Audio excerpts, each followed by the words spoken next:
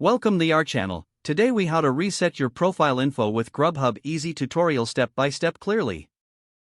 To reset your profile info with Grubhub, start by opening the Grubhub app on your device. If you're using a computer, navigate to the Grubhub website and log into your account. Once you're on the home screen, look for your account icon in the top corner. Click on the account icon to access your account settings. From the drop-down menu, select Account. Within the account settings, find the option labeled Profile. Click on Profile to view your personal information. You will see fields for your name, email address, phone number, and delivery address. To reset any of this information, simply click on the field you wish to edit. Make your changes as needed.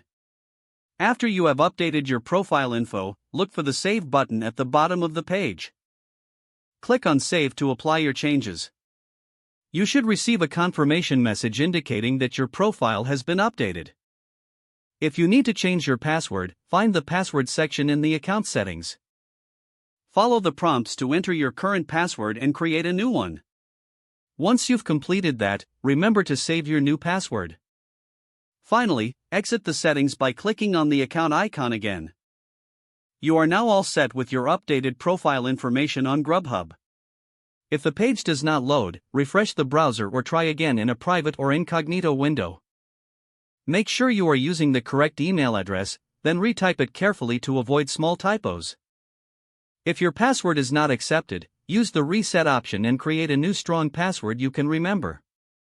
Check your spam folder for verification or security emails, then complete any requested confirmation steps. Enable two-factor authentication if available to improve account security and reduce unauthorized access risk. After signing in, review your profile details so your contact information and settings are accurate and current. If you see an error message, note it down and try again after restarting your device and internet connection. Log out when you finish, especially on shared devices, to keep your account and payment information secure.